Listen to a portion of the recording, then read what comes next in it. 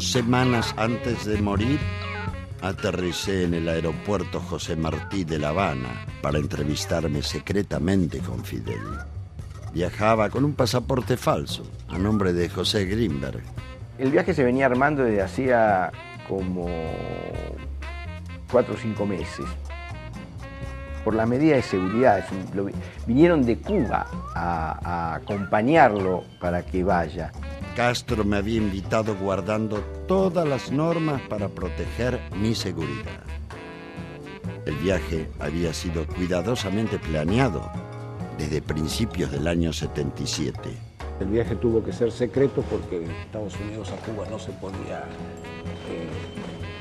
viajar. Aparte, cualquier viaje, cualquier desplazamiento de mi padre a Estados Unidos era bastante complejo porque no sabíamos qué estaban tramando los servicios argentinos.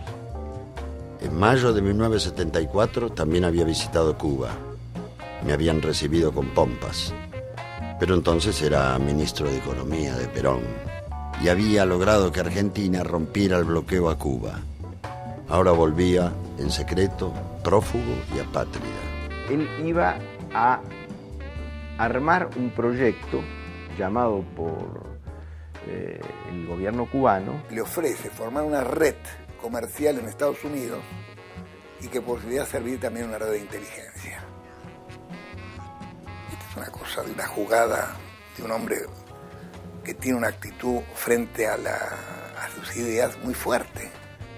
Los militares me expulsaron del país y me sacaron la ciudadanía que tanto me había costado obtener. Mi proyecto quedó abortado. Y cuando repaso la historia, creo que Argentina no debería haber pagado un precio tan alto por lo que tratamos de hacer.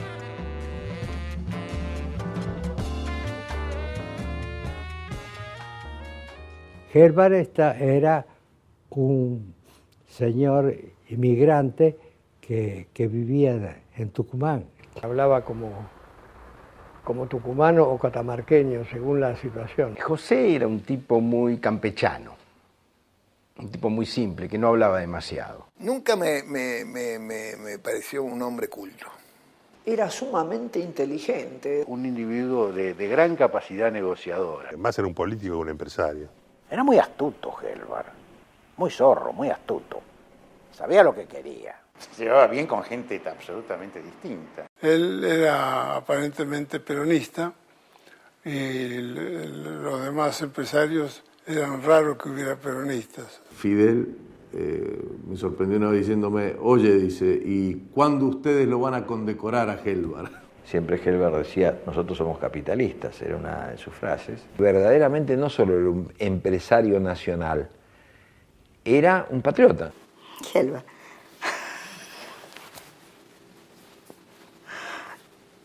Era él.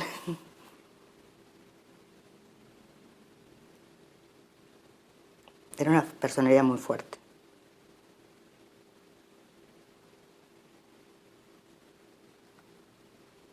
Pero muy humana a la vez.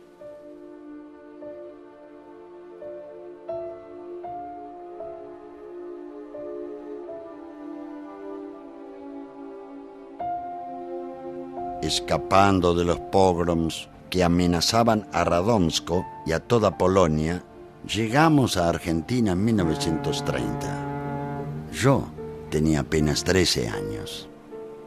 Nosotros vinimos el año marzo, 1930, el 1 de marzo. Nosotros viajamos en el barco Galeria, un barco grande, muy hermoso, y viajamos había primera, segunda, tercera. Nosotros estábamos en tercera porque creo que cuarta no había. La verdad que llegar en los 30 a la Argentina era complicado porque ya había venido la ola antisemita fuerte del 19, de la Semana Trágica, con la creación de la Liga Patriótica dirigida por Manuel Carles, que tenía un profundo contenido antisemita, antiobrero y antisemita, ¿no? Meses después, los militares derrocarían al gobierno de Irigoyen. Sería el primero de los tantos golpes de Estado que se darían a lo largo del siglo.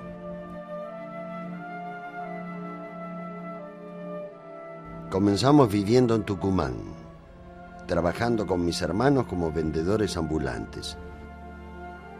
pocos años después, ya empezó con sus primeras militancias políticas. Algunas cosas me contó él, otras me contaron otros, pero era básicamente una en defensa de los judíos, básicamente era judío contra nazis en Tucumán.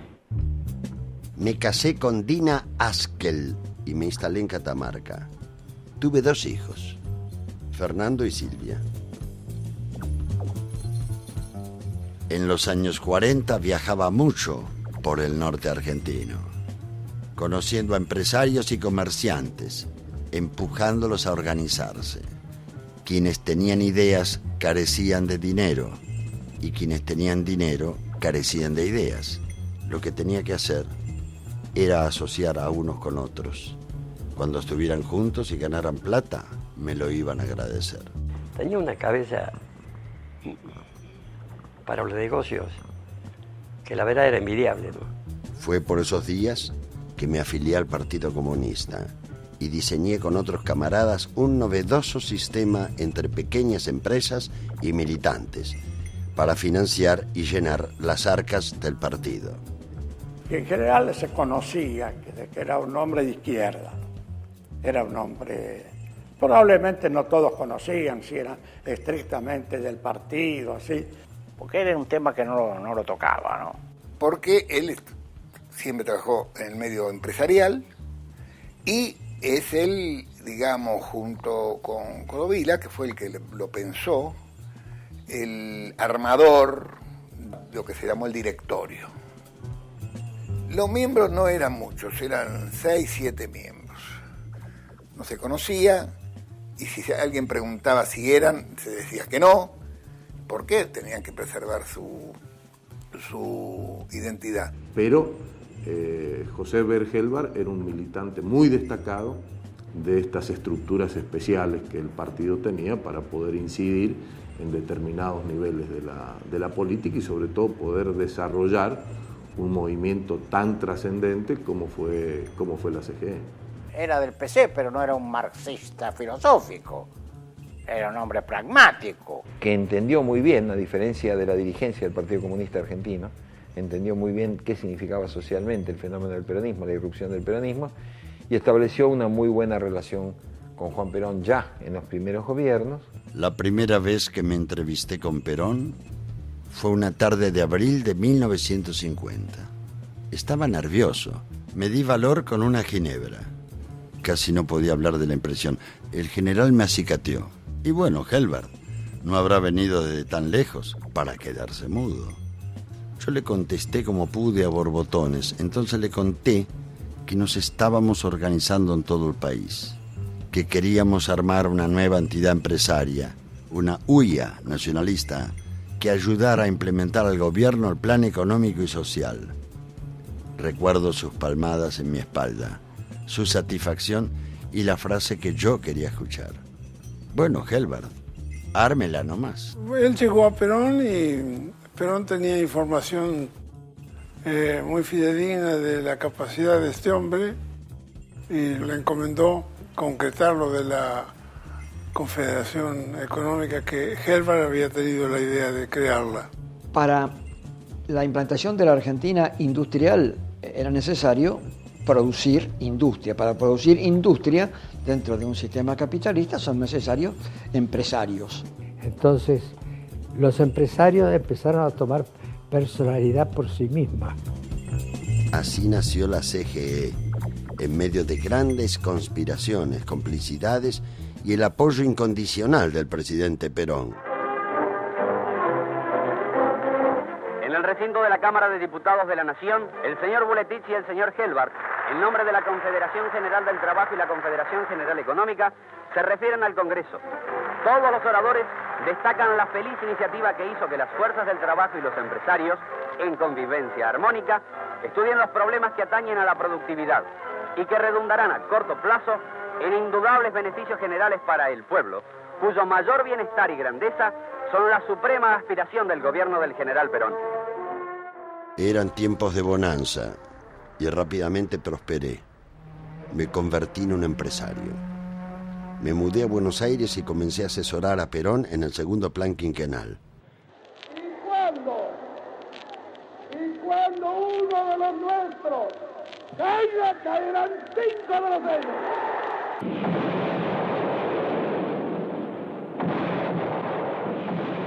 Perón fue derrocado en 1955 y se marchó a un exilio que duraría 17 años. El pueblo se da cita en el lugar de los grandes acontecimientos históricos, la Plaza de Mayo. Aramburu había intervenido la CGE y peligraba nuestro patrimonio. Mi vida no estaba en peligro, pero la militancia gremial me estaba prohibida.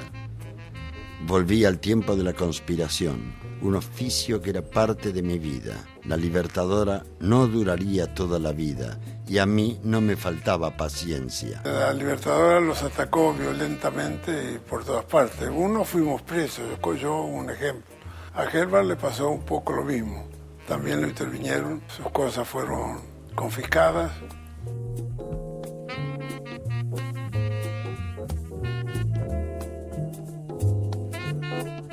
Con Frondizi recuperamos la CGE y el país la posibilidad de crecer.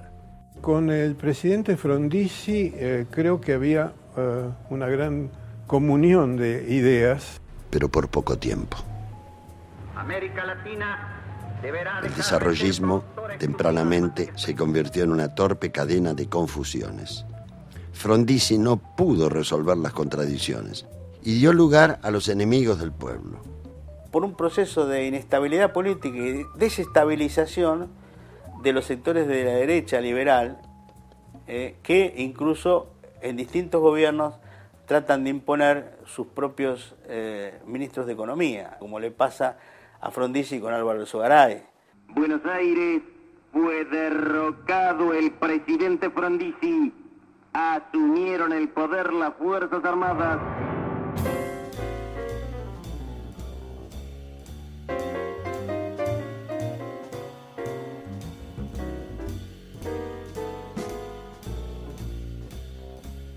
Mientras en el país se consolidaba el poder militar, mi poder de lobby crecía. Con Manuel Madanes, el dueño de FATE, hicimos un gran arreglo que uniría nuestras familias por siempre y las pondría a resguardo mutuo. Me asociaría a su empresa siempre y cuando me alejara del Partido Comunista. Lo hice formalmente, pero seguí fiel a mis ideas. Con $500,000 me hice cargo de una parte de FATE, pero solo sería el principio de los negocios con Manuel. Debe destacarse que desde hace 11 años, Bobrón provee de conjuntos de embrague a todas las fábricas de automotores y tractores del país. Con Julio Bronner también me asocié en su fábrica Bobrón. Terminó perseguido como yo, por ser judío, por ser mi amigo y socio y compañero en la CGE.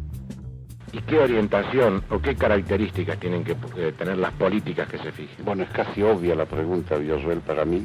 Las políticas tienen que ser eminentemente nacionales, de hondo contenido nacional, como reclama la inmensa mayoría de nuestro país, naturalmente.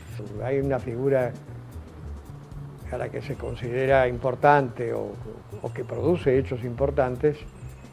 Todo lo que pasa alrededor de esa figura empieza a tomar un significado político.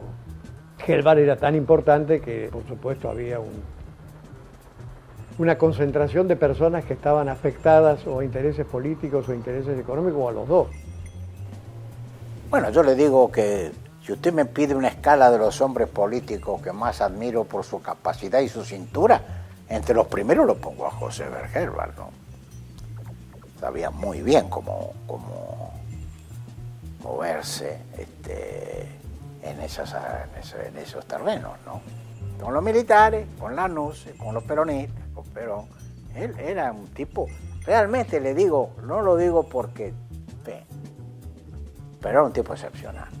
Tenía una calidad para esas cosas realmente espectacular. Yo he conocido políticos en mi vida, pero de la cintura de José y de su capacidad de persuasión, he conocido pocos. Con el general Lanús logré una gran comunión de ideas y muy buenos negocios. Hacía tiempo que la Fuerza Aérea quería el desarrollo del aluminio y Lanús abogó para que Alvar, es decir, Madanes y yo, quedara finalmente como ganadora de la licitación de la planta lumínica de Puerto Madryn.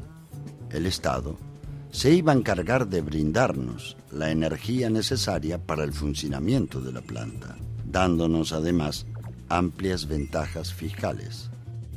Por un lado, el país quería tener aluminio y era una justa reivindicación, pero la forma que se utilizó para tener el aluminio fue verdaderamente escandalosa.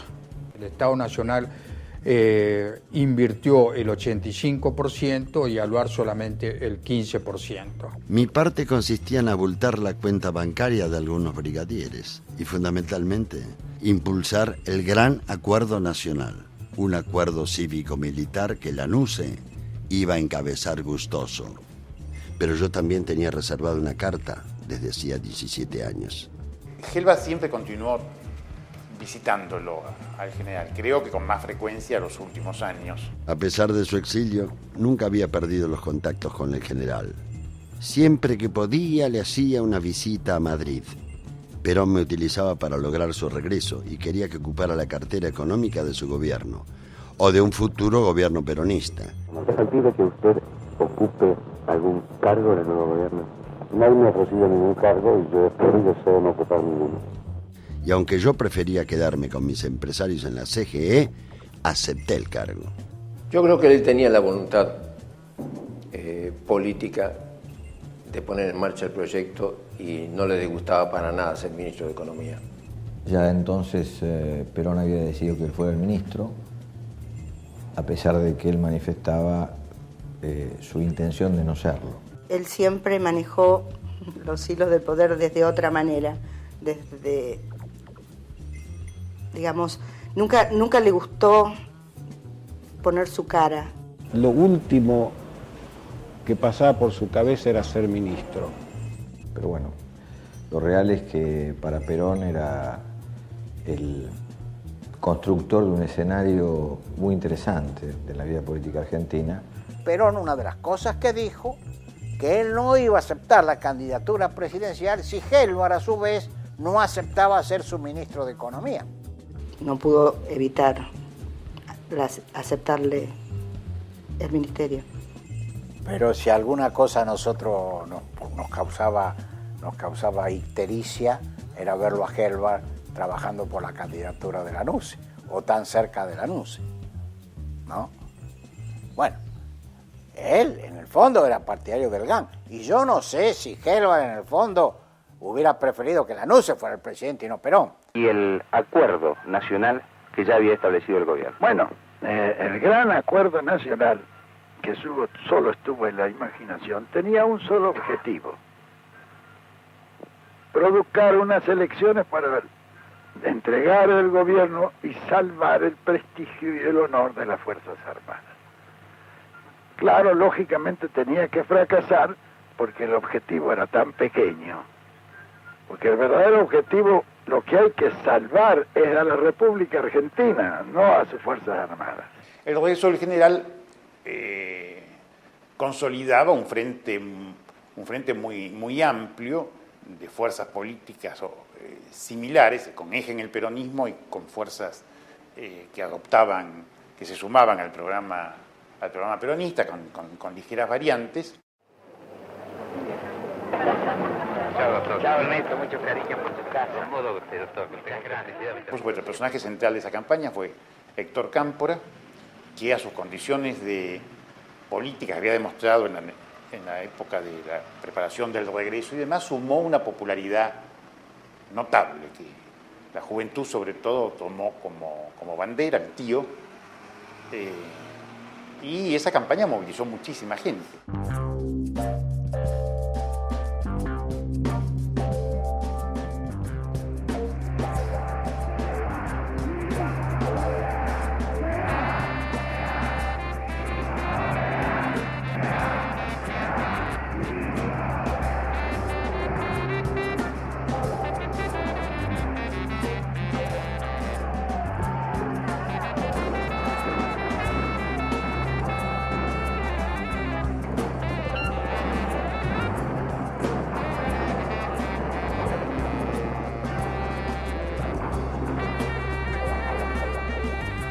No lo voté a Cámpora, pero estaba dispuesto a trabajar con él porque era el hombre que Perón había elegido. Un buen tipo, pero no me tenía mucha confianza. En la madrugada del 25 de mayo del 73 terminé de diseñar el gabinete económico. Eran las vísperas de la toma del poder. La oportunidad de cambiar esa vieja alianza de terratenientes y grandes empresarios, aunque sabía que no sería fácil.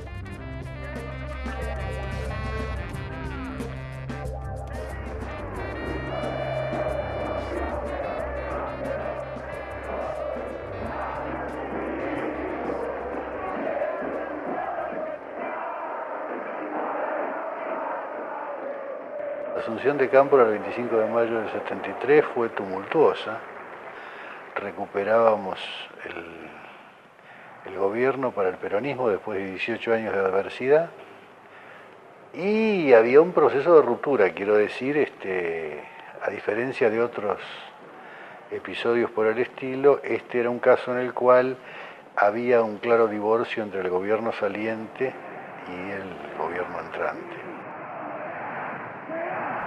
Y ahí es uno de los tantos desfases y cruces, ¿no?, que a veces se producen en los procesos políticos que son absurdos. Una vez me dijo Hellman a mí, ustedes en realidad tenían que haber hecho la alianza conmigo y no con Cámpora. Ustedes se equivocaron. ¿Por qué no hicieron la alianza conmigo? ¿Por qué con Cámpora, que era un conservador? Dijo. Y creo que Cámpora lo toleraba, pero no lo quería, ¿no? No era del riñón de la gente que lo rodeaba a Cámpora, ¿no? Él lo veía como una suerte de cuerpo extraño al peronismo. Pero claro, se encontraba ante la posición de Perón. Perón lo consideraba a Hellbar uno de los puntales de su futura acción de gobierno. Entonces, seguramente cuando hace su gabinete, Perón le dice a Cámpora, ministro de Economía Hellbar. Y Cámpora acepta. Porque había gente en el peronismo que se oponía mucho a que Hellbar tuviera la conducción. Había desde enemigos históricos hasta enemigos personales. Creo que había un catálogo de enemigos. Teníamos dudas por la relación que había tenido Hellbar en los últimos años con la NUCE. Si sabíamos de la relación de Hellbar con Perón, por supuesto, su rol en la elaboración de los 10 puntos de Perón y demás, con lo que sería el programa básico del peronismo para esas elecciones, pero también sabíamos de la relación muy fuerte que tenía Hellbar con la NUCE. Y los sectores obreros vinculados a Rucci, sobre todo, no lo querían a Hellbar. Lo cual era toda una complicación, porque eran dos partes fundamentales del dispositivo. Hellbar era una gente lo tomaba con mucha calma esto, decía que era lógico que se lo pusieran, de no preocuparse demasiado por ninguna dificultad, la tomaba con calma y iba viendo cómo la superaba. Siempre lo vi como una persona absolutamente serena, a punto tal que una de sus características es que cuando se enojaba hablaba más bajo. Es decir, la mayor indignación de Hellbar era cuando era prácticamente inaudible, que es todo lo contrario que hacemos las personas que tenemos mucha espontaneidad, ¿no?, que nos enojamos a los gritos. Él se enojaba en los silencios. Cuando el país vota un programa determinado, se cumple ese programa. Esta vez lo estamos cumpliendo. Yo no tengo dudas que en el futuro se va a seguir cumpliendo. El gabinete de Hellbar tiene una característica que, sin jactancia, creo que casi no se repite en la historia argentina, y es de haber asumido con un programa muy concreto de compromiso de acción y haberse empeñado en cumplirlo. Fue un tiempo, el tiempo de su ministerio, un tiempo de notable actividad. Mi sensación es que él desde la idea y desde la estrategia y de la definición de los grandes objetivos, y Adamo de la estructuración de la organización de la política económica, el manejo de los instrumentos, y Carlos Leiva desde la política económica, armaron un estado de situación anímica de la gente que trabajaba ahí, los directores nacionales y los funcionarios, como yo no recordaba haber tenido. Es decir, el programa, por ejemplo, este plan de reconstrucción y liberación nacional era un poco poner en el papel como 20 leyes que ya se habían hecho antes. Esas leyes fueron la base de esto y,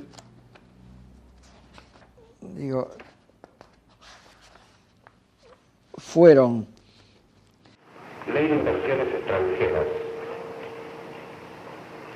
Proyecto de ley sobre comercialización de granos y carnes, ley de fomento agrario, ley de corporación de empresas nacionales, ley de promoción industrial, ley de suspensión de desalojos, ley de representantes de empresas extranjeras, proyecto de condonación de sanciones, multas, recargos e intereses por infracciones impositivas, ley de represión penal para las defraudaciones fiscales, ley de promoción minera, ley de creación de la Corporación para el Desarrollo de la Pequeña y Mediana Empresa, impuesto a la renta potencial de la tierra, ley de regionalización de los directorios de los bancos de la Nación Argentina y Nacional de Desarrollo, modificación de la ley de bosques, ley de creación del Instituto Nacional de la Vivienda de Interés Social, ley de uso de tierras aptas para la explotación agropecuaria, ley de defensa del trabajo y la producción nacional, ley de nacionalización de los depósitos bancarios, régimen para financieras parabancarias, nacionalización de los bancos desnacionalizados en los últimos años. Eran leyes que implicaban una reforma económica importante, que en ese momento creo que los sectores de izquierda no advirtieron. De haber podido llevarlas adelante, me parece que el país cambiaba realmente. La Corporación de la Pequeña y Mediana Empresa fue el primer intento que hubo en la Argentina de hacer política activa desde el Estado en pro de que la pequeña y mediana empresa, que era y es el 90% de la organización empresarial de la Argentina, y sobre todo en el interior, y sobre todo en la CGE, de donde ellos venían, tuviese un papel o un rol de activo en el crecimiento de la economía argentina. El impuesto sobre la renta normal potencial dividía el país en zonas, establecía, digamos, explotaciones tipo dentro de cada zona y de acuerdo con los precios y los costos vigentes en ese momento, entonces se estimaba cuál podía ser la ganancia o incluso la pérdida de una explotación normal para cada una de esas zonas. En función de eso, cada uno pagaba el impuesto que correspondía. En cambio, la ley de inversiones extranjeras trataba de darle un mayor control, muy fuerte control al Estado, del movimiento de fondos que involucraba la entrada y salida de capitales de largo plazo en la época, la inversión de riesgo, digamos, y al mismo tiempo que eso, un intento de generar un mecanismo normativo de control del lobby de las empresas extranjeras. Es decir, esos son tiempos de economías con objetivos. Y se hace gracias a la personalidad de Helvar. Otro no lo podía haber sumado. Helvar entendía bien cómo era el esquema económico argentino y qué palancas había que tocar para que hubiera rápidamente empleo, mejoría del nivel salarial, etc. Todas estas industrias terminales que él estimulaba, boom, generaban el boom de empleo. Hubo un boom de empleo, hubo eso. En septiembre del 73 no encontramos desocupación en la Argentina. O sea, los números eran residuales, iban en el interior profundo, no en las ciudades. Impresionante. Y eso era sostenible en el tiempo. Desde la izquierda peronista, el programa de Helvar era visto con reservas, en el sentido de que quienes embanderaban o enarbolaban la patria socialista, era un programa que era claramente capitalista de mejor redistribución del ingreso, esto es clarísimo. El planteo que se hace es del pacto social, que de alguna forma consolidaba una política del mitimita. Nosotros frente a eso no teníamos grandes objeciones desde el inicio. Fuimos teniendo meses más tarde objeciones. Planteamos que había que de alguna forma jerarquizar más la relación con el movimiento de los trabajadores y crear mecanismos que permitieran que fuera adquiriendo mayor fuerza. Y la crítica fundamental tenía que ver a las propias organizaciones sindicales representativas de los trabajadores, que decíamos que en el mita y mita tenían que exigir mayores cuotas de poder, mayor cuota de participación en la estructura interna de los ingresos.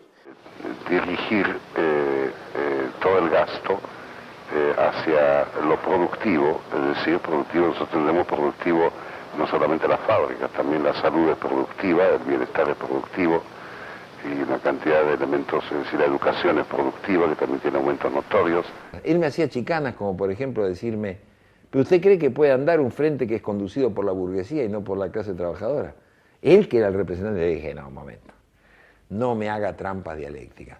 Se supone que usted es el representante de la burguesía nacional y se supone acá que yo soy el joven radicalizado, ¿no es cierto?, y socialista, que tengo que defender lo de los trabajadores. No me coloque usted el papel de la burguesía y se coloque usted el de los trabajadores. Digo, no, espere, no, esa no, don José, no vale. No me haga esa chicana, usted salta de un lado para el otro, se mataba de risa. Yo lo visité más de una vez. Yo estaba con Arturo Jauretche en la dirección de la editorial de la universidad y necesitábamos plata, naturalmente. Cada vez que lo llamábamos decían, no me van a pedir plata, ¿no? Y era para eso que lo llamábamos. Y él nos ayudó con crédito para la editorial de la universidad, que tenía muchas deudas acumuladas de antes. Y ahí pudimos respirar gracias a la presencia de Helbar en el Ministerio de Economía. Helbar trataba de no llevarse mal con nadie, ¿no? Y bueno, y lo lograba, porque se llevaba bien con gente absolutamente distinta. Helbar lo apreciaba mucho, Rucci, porque Rucci, a pesar de su gesto áspero, entendió muy bien toda esta dinámica del pacto social. Y Rucci, jefe del sindicalismo, dijo aquella noche en la que firmó un ajuste salarial muy inferior al que se había previamente explicitado, que resultó en un aumento del salario real mucho más alto del que nadie podía imaginar. Fue felizmente una medida acertada. Rucci dijo: hoy he firmado mi sentencia de muerte. Es mi sentencia de muerte.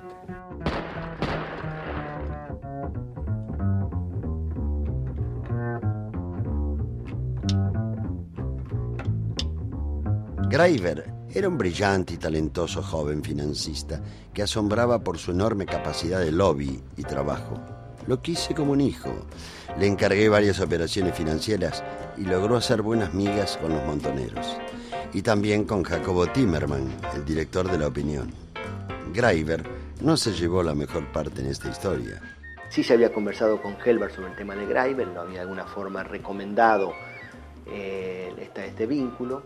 En las charlas y demás, Greiber decía, bueno, ustedes tengan la manija, yo voy a ser el que maneja la economía del país.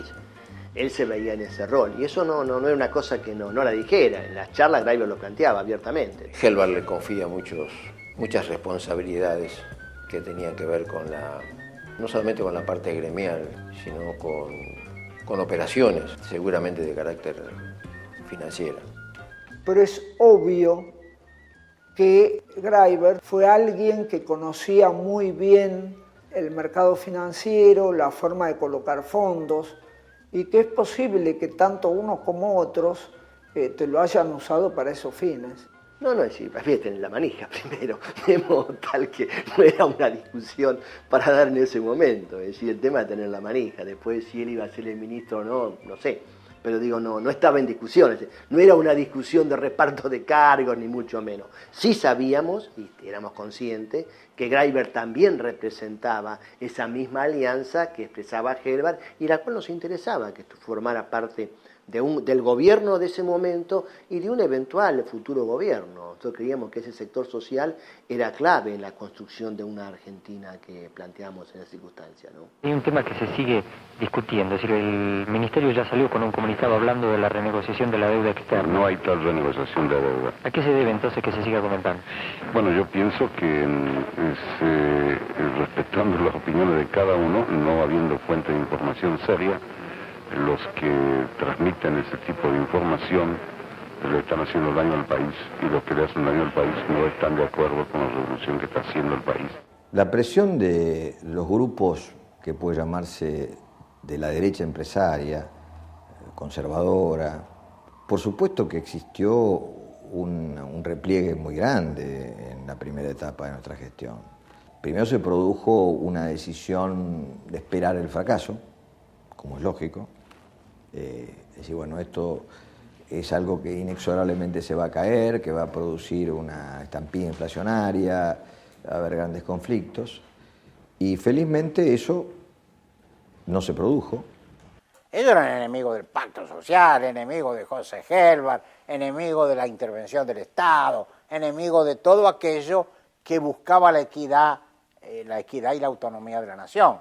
El poder era demasiado monolítico, por una parte, y del otro lado también el temor a un fracaso de esta propia política también era grande, porque no hay que olvidarse que, en definitiva, el pacto social, nuestra gestión, era una instancia que bloqueaba o obliteraba la posibilidad de algo que había estado allí como un campanazo, que era la rebelión de la JP y la tendencia, que tenía medios de comunicación y expresaba, por supuesto, un programa muchísimo más duro.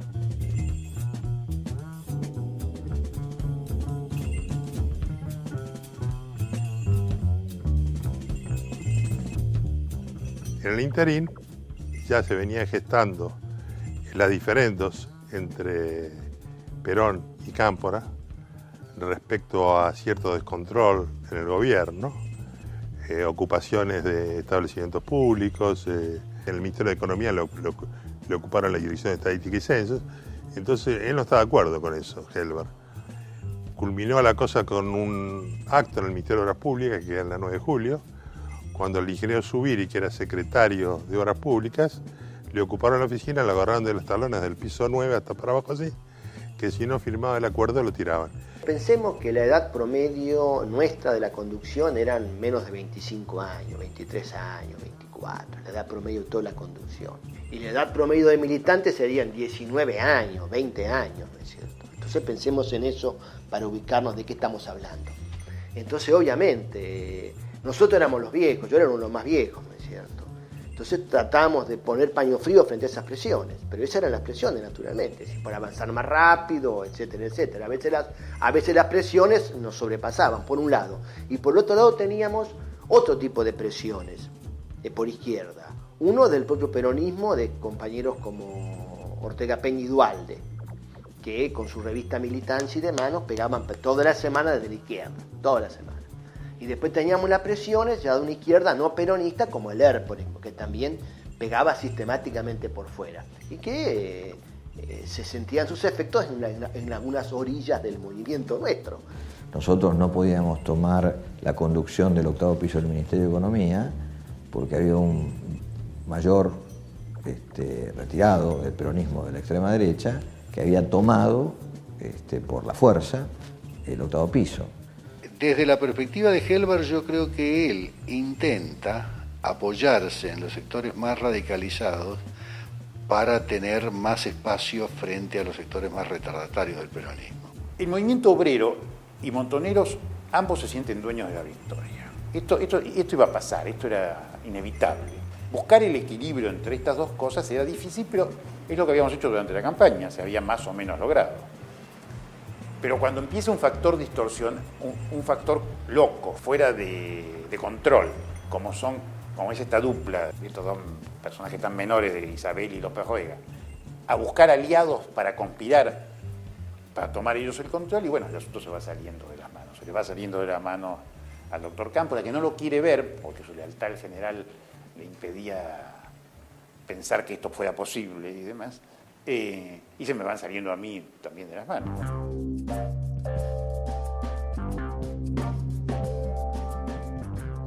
La lucha dentro del peronismo entre la tendencia revolucionaria y el sindicalismo era día a día más violenta. Yo trataba de acercar a las partes, pero las posiciones eran cada vez más irreconciliables. Perón estaba regresando al país definitivamente. En él parecía estar la clave para frenar esta guerra entre fracciones.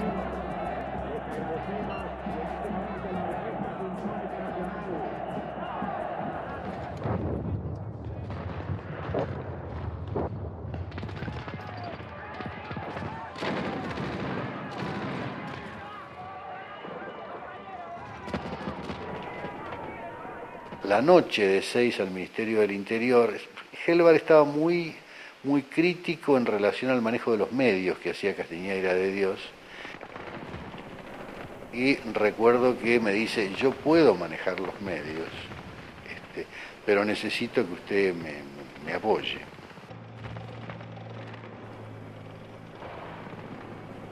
Y entonces delante mío lo llama Romay, el 9 era un incendio, la pantalla del 9 era un incendio, Entonces le dice, mire, estoy con el ministro del Interior, le dice Helbar, Romay, y estamos viendo la pantalla de su canal, no lo haga más, y le colgó.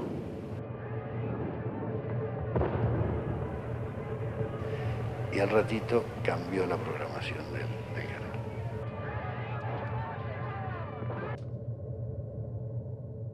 Y ahí sale Rucci acusado como responsable importante de ese tema, de ahí viene la muerte de Rucci meses después, y Perón toma partido por los sectores que él conocía y que le aparecían a él como los que le obedecían y no le creaban problemas.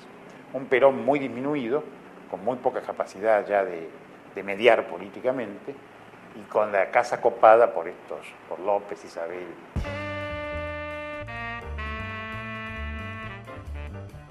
Helbar, en medio de esto, intentó siempre que esto no se rompiera, digamos. ¿Por qué? Porque necesitaba el apoyo político para llevar adelante su programa económico. Hay un intento de recomposición esa misma noche en mi casa, junto a Rucci, precisamente con Roberto Perdía. Tenemos una reunión en la casa de Juan Manuel Abalmedina, nos convocan esa noche, urgente, para discutir un acuerdo a los fines de parar la mano. Y quedamos en algunas cosas que se empiezan a cumplir a la mañana siguiente, pero finalmente se van. El gobierno, don Héctor no era para eso ya, don Héctor Cámpora. Pero Helbar siempre intentaba, y mientras tanto iba llevando adelante un esquema económico que iba funcionando muy bien.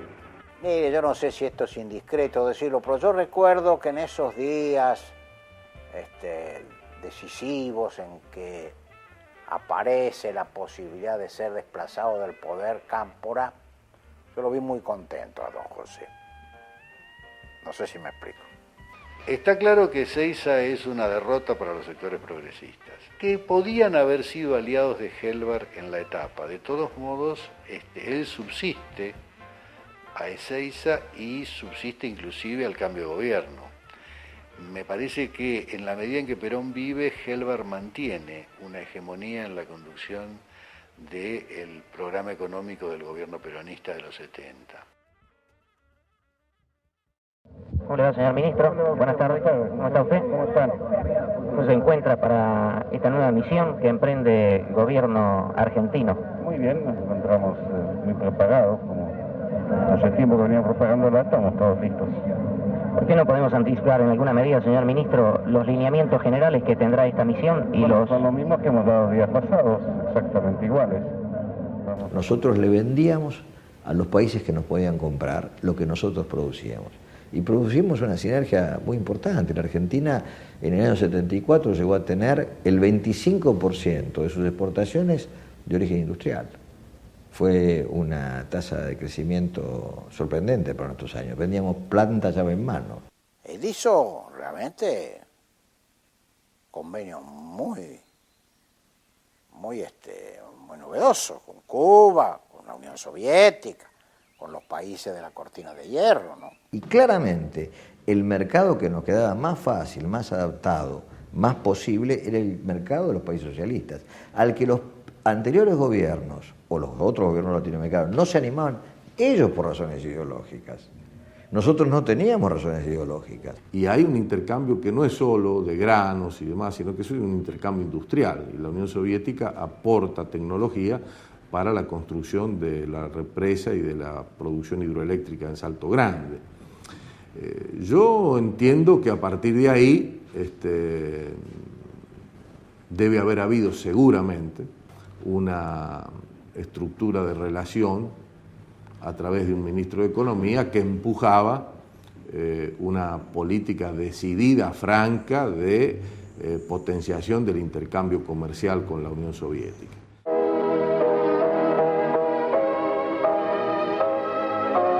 В Кремле председатель Президиума Верховного Совета СССР Николай Викторович Подгорный принял личного представителя президента Аргентинской Республики, министра экономики Аргентины Хосе Хельберта, находившегося в Советском Союзе во главе аргентинской правительственной делегации.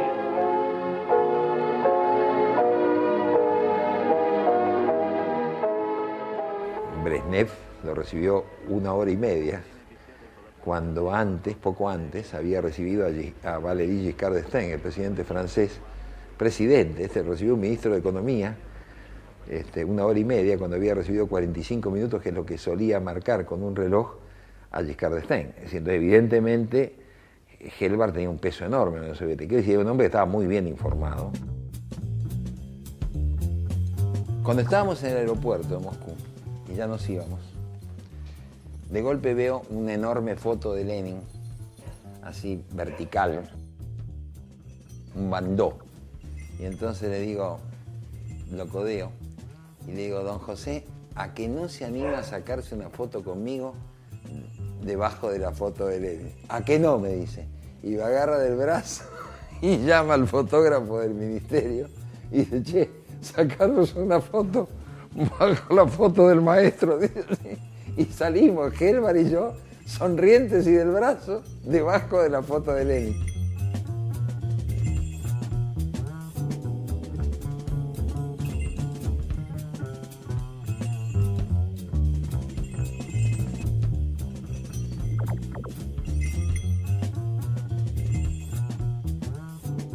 Entre las actividades de mi padre como ministro estuvo una misión comercial a Polonia, donde él pidió volver a su pueblo natal, Radomsko. Y después de haberse ido en 1930 prácticamente, con una familia pobre con una mano atrás y otra adelante, volvió como un visitante oficial, como ministro de Economía de un país. Fuimos recibidos por el alcalde de la ciudad, le dieron a besar el pan y la sal. Y conversando con él a solas, en un momento, me dijo que sentía un pequeño placer de poder volver a Radomsko. No era muy habitual de él decir una cosa así, pero era una pequeña, digamos así, venganza de poder volver así de donde se había ido cuando se tuvo que ir, porque las cosas estaban muy mal y porque como judíos no los trataban tan bien necesariamente. En el Ministerio de Economía, su titular, ministro José Helbart, y los funcionarios que lo acompañaron en la misión que visitó la Unión Soviética, Polonia, Checoslovaquia y Hungría, se refieren a los resultados de esta misión. Comerciamos con todo el mundo y vamos a incrementar las relaciones con todos los países que podamos. Como consecuencia de la nueva política económica, es mayor la actividad interna.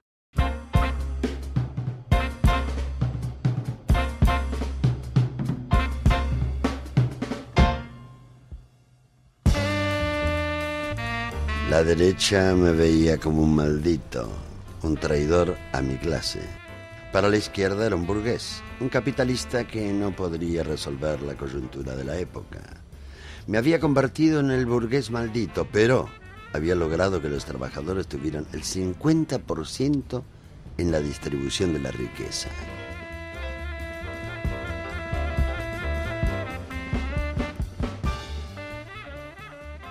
Perón en la presidencia significa la definitiva pacificación de la Argentina, significa la acentuación de la lucha contra el imperialismo y consiguientemente el logro seguro, cierto e inmediato de la liberación.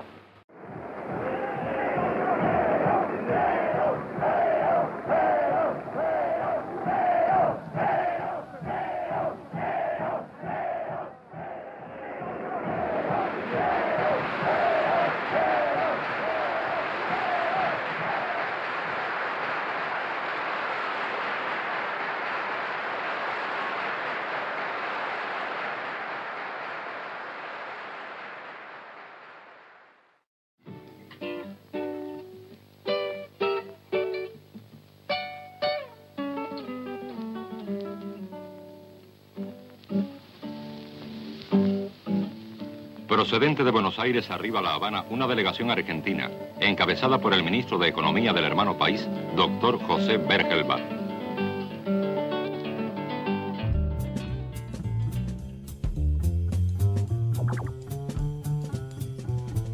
En el periodo Helbart se rompe el bloqueo a Cuba. Cuando estas grandes compañías como la Ford no querían mandar sus autos a Cuba, alegando el bloqueo, básicamente los americanos, particularmente el manager de Ford, y fue un desafío. Entonces, obviamente, al escuchar que alguien decía que no podía hacer algo en la Argentina violando el principio de la soberanía que esa bandera representaba, Helbar les dijo, ustedes se llaman Ford Motor Argentina, ¿no? O sea, la palabra Argentina es importante, ¿no? O es una palabra simplemente por razones jurídicas poner Argentina. Bueno, ustedes se llaman Ford Motor Argentina y por lo tanto hacen lo que las autoridades de Argentina consideran que se debe hacer. Si las autoridades de Argentina determinan que le van a vender autos a Cuba, ustedes le venden autos a Cuba o no operan en la Argentina. Lo cual era obviamente una ecuación muy sencilla. Bueno, se retiraron y vendieron los autos a Cuba. Así de fácil. Y todavía circulan en las calles de La Habana algunos Ford Falcon, que para nosotros son de triste memoria, ¿no es cierto? Para ellos no. Algunos Ford Falcon de 1974. Helbar también hizo imprimir y editar una lista de todos los que eran representantes comerciales, jurídicos, etcétera, de las grandes corporaciones norteamericanas. Digo, era otra manifestación de su patriotismo, de su audacia en la consideración de la relación con Estados Unidos. Por haber sido un poco largo, ustedes cumplen su función y yo también tengo que cumplir la mía y seguir trabajando. Les agradezco a todos. Helbar decía que no había que menospreciar la sagacidad y la habilidad de López Rega, que le había dicho, nos había dicho, que él quería controlar la policía y la radio y la televisor, las emisoras de televisión. Si el que controla las emisoras de televisión y la policía controla el país. A mí déjeme eso, hermano. Entonces Helbar estaba espantado porque dice, ¿cómo le vamos a dar a este dos loco estas cosas? La relación entre Helbar y López Rega en un comienzo fue buena, desgraciadamente, y eso también yo se lo dije a Helbar, cuando él me hace el reproche de por qué ustedes se aliaron con Cámpora y no se aliaron conmigo, le dije, bueno, porque usted se alió con López Rega. Helbar lo despreciaba, por supuesto, a López Rega, pero le había dado dinero en varias ocasiones. López Rega buscaba, cuando estaba en Madrid, pero después siempre se buscaba pequeñas ventajas. Un personaje exageradamente menor, López Rega. La figura claramente con la que chocaba, además él sabía lo que representaba, tal vez con más evidencia que nosotros en ese momento, era López Rega, ¿no? Mientras Perón vivió, era el poder alternativo al de él, o sea, López Rega necesitaba quebrarlo a Helbar. Y en la medida en que podía, Helbar trataba de neutralizarlo, pero era muy difícil porque él tenía una ascendencia de tipo servil, ¿no? Digamos, sobre Perón, y sabía manejar bien y es difícil desplazarlo en ese momento. Y algunos de los hombres que estaban cercanos en aquel momento a López Rega hablaban del ruso Helbar, decían el ruso Helbar, y había toda una connotación, una carga antisemita. Un día me ve a mí, me dice, hola Fernandito, me quería mucho. Entre otras cosas, López Rega estaba convencido que yo tenía poderes como él. Me dijo, Fernandito, mira, acá voy a dejar mi revólver para que nadie piense que yo lo quiero hacer daño a tu padre. Ya tenía información de que podían tener algún atentado, que podían tener algunos problemas. Incluso cuando empezó a tornarse muy ríspida la confrontación entre Perón y nosotros, él me dijo, quien puede ser un vehículo para acercarlos puede ser la señora. Yo voy a hablar con la señora, yo quiero hablar con la señora decía, la señora puede ser el vehículo. Yo le expresé mi escepticismo, ¿no? Le dije, yo creo que ella también es fascista, pero bueno, si usted quiere intentarlo, y además es tonta. Pese a estos estúpidos que gritan, que han visto caer a sus dirigentes asesinados sin que haya todavía sonado el escarmiento. Y en mayo del 74, después del famoso episodio de la plaza, del 1 de mayo del 74, en que, como siempre se suele decir, Perón nos echó, en realidad no fuimos, no es que nos echó. Él me dijo, che, lo veo esto terrible, yo pienso que hay inofensiva, me dijo él, yo pienso que hay inofensiva de la ultraderecha, esto no para, y la cosa va a ser muy terrible, va a ser muy peligrosa. Él me dijo, siendo todavía ministro, que evidentemente la derecha iba a aprovechar la posible desaparición de Perón para recuperar el poder y que era casi seguro que así lo hiciera. Todos teníamos conciencia y el país temblaba cuando se pensaba en la posible desaparición de Perón del escenario por fallecimiento. Compañeros, con este agradecimiento quiero hacer llegar a todo el pueblo de la República nuestros deseos de seguir trabajando para reconstruir nuestro país y para liberarlo. Esas consignas que más que mías son del pueblo argentino, nosotros las defenderemos hasta el último aliento.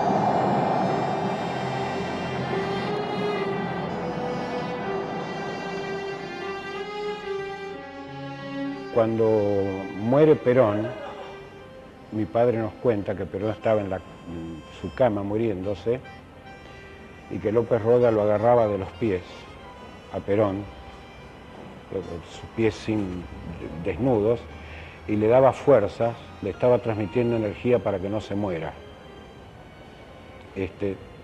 Indudablemente y lamentablemente sin resultado.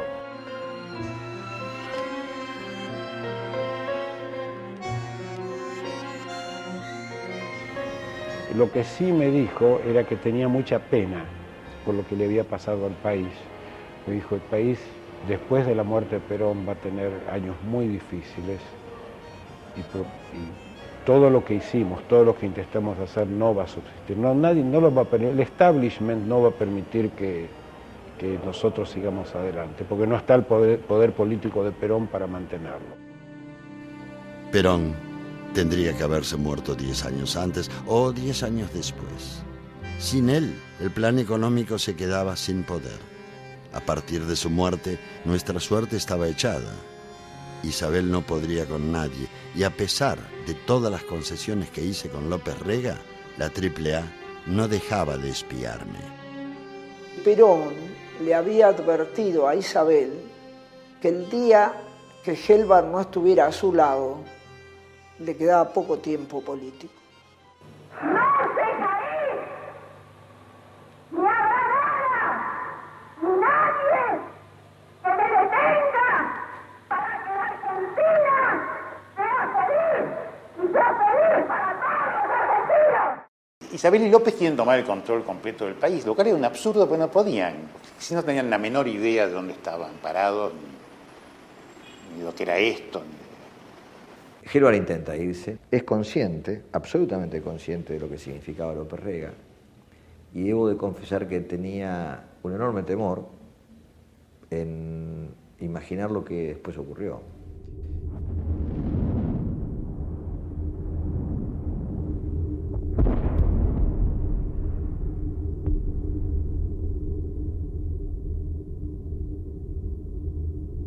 La situación era muy difícil. López no dejaba de acosarme. Era mi enemigo en el gabinete. Estaba loco. Decía que éramos el movimiento judeo-bolche y que estábamos por tomar el poder. Tenía los matones de la AAA siguiéndome por todas partes. Y llegué a hablar con los montoneros para ver qué se podía hacer. Sí, hace un comentario, una oportunidad de los compañeros que lo veían, que tenían trato, hace un comentario de ese tipo. Uno nunca sabe si el comentario es real, si es probar, si es a qué responde. No sabemos si existió como voluntad explícita o fue un comentario. Algo de eso habló, sí. Y un día me dice mi padre a mí, me dice, yo voy a renunciar, porque tendría que elegir entre dos opciones, dice. Tendría que irme a vivir Olivos con Isabel, dice, no con ella, pero tendría que ir, ella me quiere que yo me vaya a vivir con ella, porque quiere que López Rega se vaya, quiere continuar siendo presidenta, y con López Rega, que la controla totalmente, no puede serlo, no puede hacer nada. Entonces, dice, yo no puedo irme a vivir a Olivos con ella. yo voy a renunciar. Dentro de algunos días, muy pocos, el país va a ser informado. Cuando tuvimos acumuladas una enorme cantidad de decretos y de normas demoradas, sobre todo el tipo de cambio, en el ámbito de la Presidencia de la Nación, la decisión fue inexorable porque obviamente o nos íbamos o íbamos a tener que pasar por la horca caudina de contradecir lo propio que habíamos estado haciendo durante todo ese tiempo que fuimos en el gobierno. Y yo tengo la impresión de que la caída de él como ministro de Economía es también producto de la presión de las Fuerzas Armadas que ya estaban preparando el golpe. Y que la eliminación de Helvar era un paso hacia el golpe. Con la salida de Helvar comienza el enfrentamiento más, la misma, contemporáneamente comienzan los enfrentamientos mucho más abiertos de la guerrilla operando con todos los enfrentamientos del interior del peronismo, y bueno, ahí se descontrola totalmente las cosas. 3 meses después la Argentina está en el caos. Aparece este personaje grotesco de Rodrigo y un loco, un tipo del nivel de López Rega, digamos. Eso duró penosamente todo el 75, porque realmente había sectores militares que no querían el golpe, ¿no? Y de las posibilidades que nosotros... Una vez que abandona el Ministerio de Economía, yo lo sigo viendo muy activo, siempre con reuniones, siempre con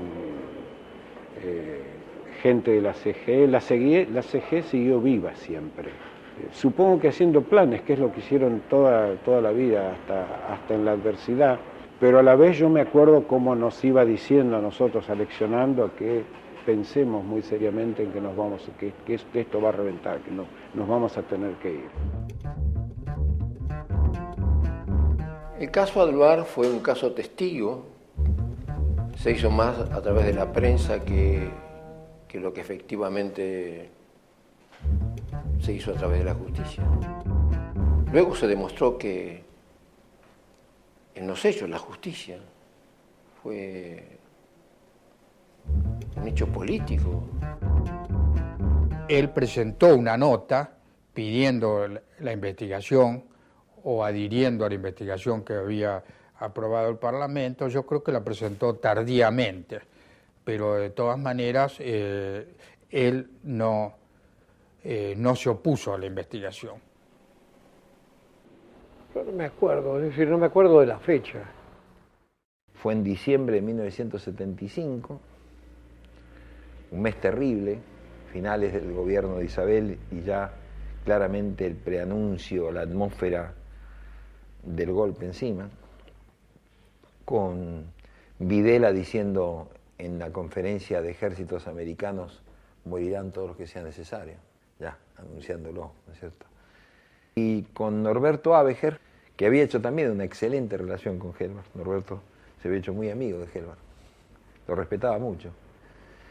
Me dijo un día, una mañana: che, ¿qué te parece si vamos a visitar a don José? Hacemos una visita a don José en Fate.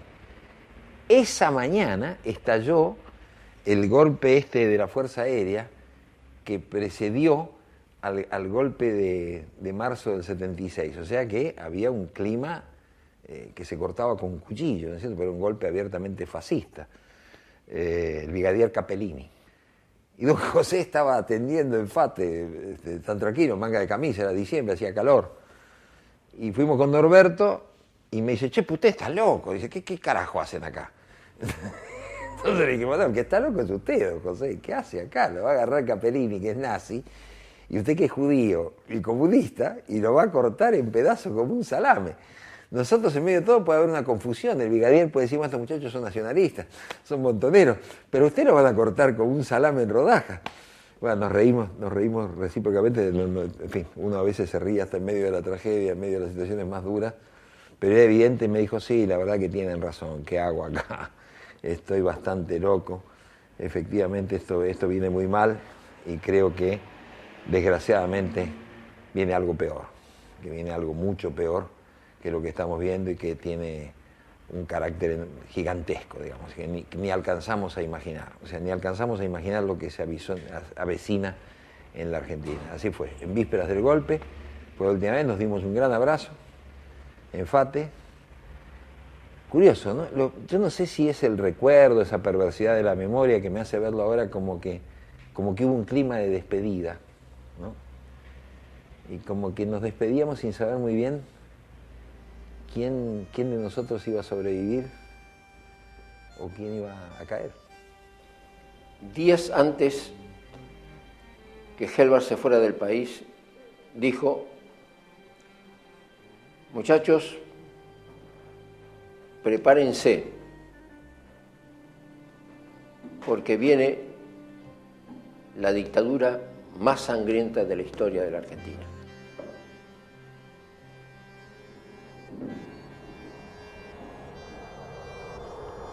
Nunca más lo vi. Y me fui del país, hostigado y acusado de corrupto por el caso Alvar. El golpe militar ya era un hecho. Sabía que se venían momentos muy duros. Intuía una represión feroz. Jamás pensé que no iba a volver. Comenzaba otra historia.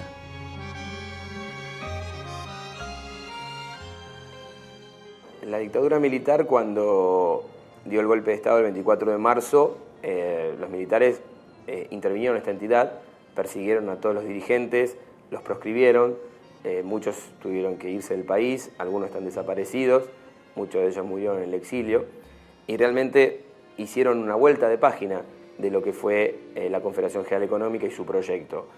Intentaron dejar morir el proyecto nacional para pasarlo a uno liberal y mostrarnos que cualquier producto importado, cualquier manufactura importada era mejor que la nuestra. El pequeño y mediano empresario nacional pagó muy caro, y todo lo que significara un pensamiento progresista había que aniquilarlo. Se abre, señores, un nuevo capítulo en la historia económica argentina.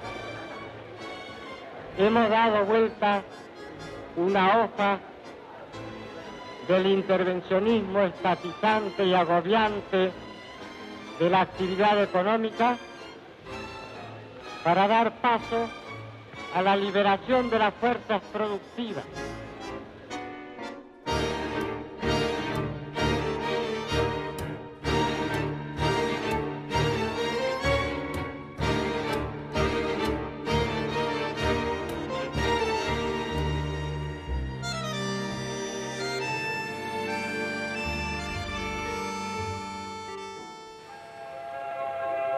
Washington, la capital de Estados Unidos, ciudad verdaderamente internacional.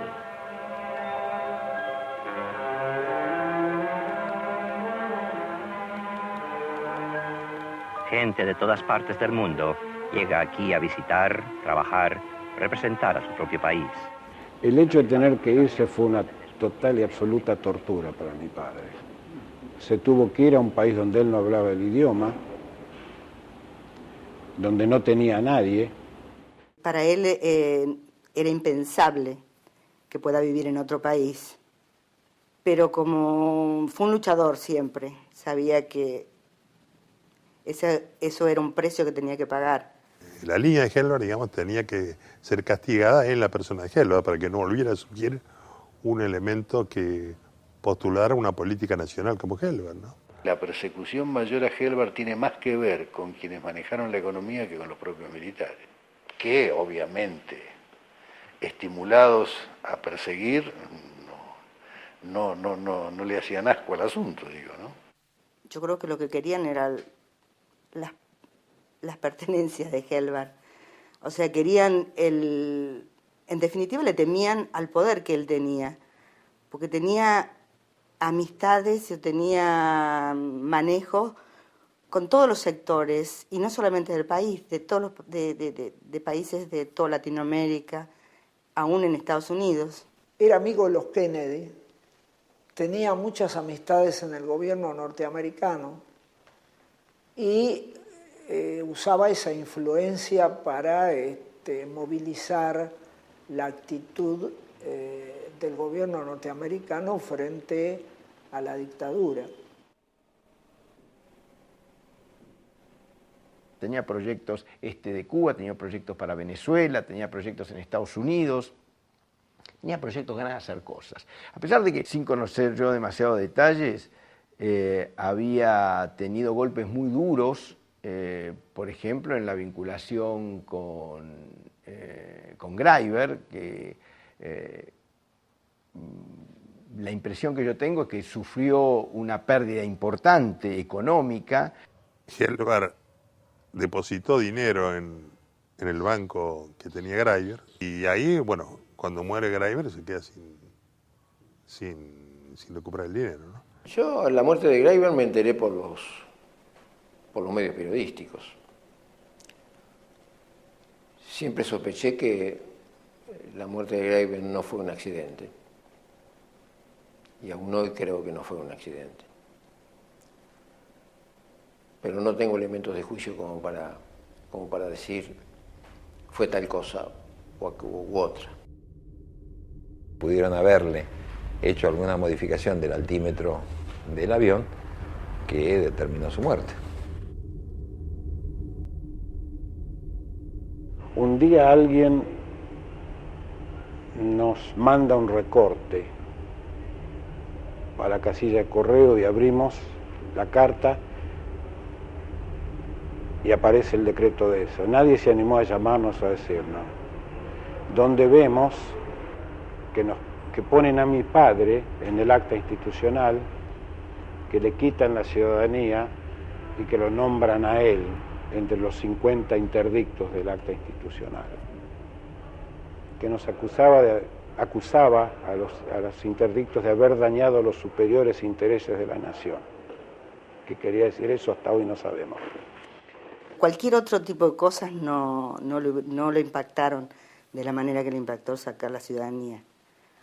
Por la misma razón de que él vivió y luchó por tener una Argentina mejor. Se sentía muy argentino.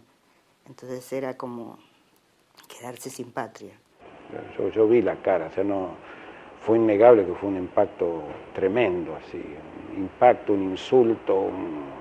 Pero lo primero que empezamos a hacer, ¿cómo hacemos para pelear con esto? Entonces la primera noticia que tenemos es que nuestro abogado Gustavo Caraballo había desaparecido. Y no supimos, mi padre se murió sin saber dónde estaba Gustavo Caraballo. Y después lo liberan a Gustavo Caraballo. Entonces salió Gustavo Caraballo y lo primero que hizo fue conectarse con nosotros, a pesar de haber sido de haber podido morir por ser nuestro abogado. Esas son lealtades que pocas veces se ven en la vida. Y ahí Gustavo agarró la defensa.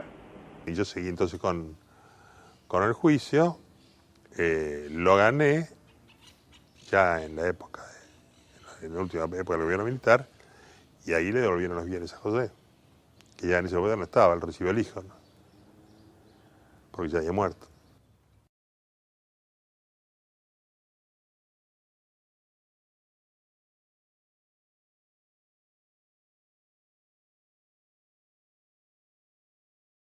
Cuando yo iba a Los Ángeles, siempre, no he dejado una vez de ir al cementerio con mi cuñada, y ella buscaba las flores celeste y blanca, y le ponía a José el ramo celeste y blanco. Y había que buscar, porque no hay siempre flores celeste y blanca, pero ella buscaba. Una vez fuimos por una calle porque no había, ya no se puede tocar las plantas, en ningún lado, y tocó el timbre que quiere una florcita porque no conseguía. Claro, ella decía, él murió por su patria, y le ponía flores celeste y blanca. Era un dirigente, sin ninguna duda, no cabe duda de eso. Con muy poca formación académica, un enorme sentido común y un gran amor por la Argentina. Y muchos de nosotros seguimos creciendo exactamente lo mismo, adaptados a los tiempos, pero sin cambiar. Yo creo que esas banderas no las habría que abandonar. Es más, creo que no habría que abandonarlos ahora.